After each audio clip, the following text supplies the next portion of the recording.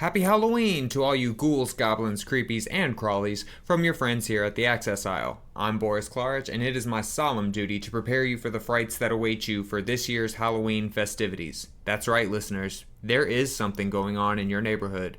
And I'm not talking about that one house down the street that always gives out toothbrushes and floss. Oh, no.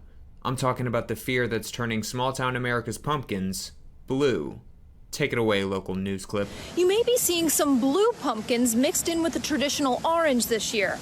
Blue pumpkin candy buckets are meant to raise awareness that a child or teenager may have autism, and in some cases, they may be nonverbal, so they may not be able to say the traditional Halloween line, trick or treat. A mom from Hawaii posted what she calls her blue bucket message on Facebook, saying her 3-year-old has autism and is nonverbal. Last year, candy givers waited for him to say trick or treat in order to get a piece of candy, and she had to keep stepping in to explain. This year, she hopes the blue buckets will be an automatic message to people. There's a lot to unwrap here with a very slim chance of a nougat center, but let's start at the origin.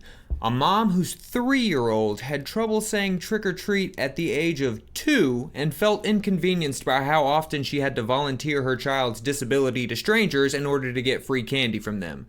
Since when are we expecting 2-year-olds to be able to trick or treat on their own or understand the economics of how costume investment impacts chocolate returns? Is this town in Hawaii so engulfed in the traditions of Halloween that they're throwing lit jack-o'-lanterns at kids that don't utter the sacred 3-word phrase in order to get their pharmacy brand candy? If it's neither of those things, then it's probably just another media-fueled opportunity for people without disabilities to take insignificant action on behalf of people with disabilities with no actual thought for what those people want. While this isn't really an example of inspiration porn, it follows the same ableist recipe of focusing on the deficits of the disability and completely excluding the disability community's input. It's an opportunity for people without disabilities to do something they can congratulate themselves for, but doesn't actually do anything good for the disability community. Much in the same way that hating candy corn is not a personality, picking up any old cause that comes across your timeline does not make you an effective advocate. Let's keep it real.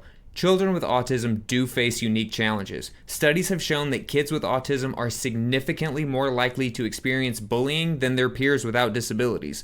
Making a vulnerable population wear something that identifies them as vulnerable has literally never been a good idea in the entirety of human history, and has oftentimes been a first step to even more problems being forced upon those populations. If you want to help a child who has trouble with verbal communication get some free candy, there are other more effective means than just singling them out. First, if you're the responsible adult traveling with the kids, you could just say trick or treat for them. You could make a sign with trick or treat written on it and give it to kids who are nonverbal, shy, or just straight up don't want to talk to strangers for the sake of a fun-sized Snickers.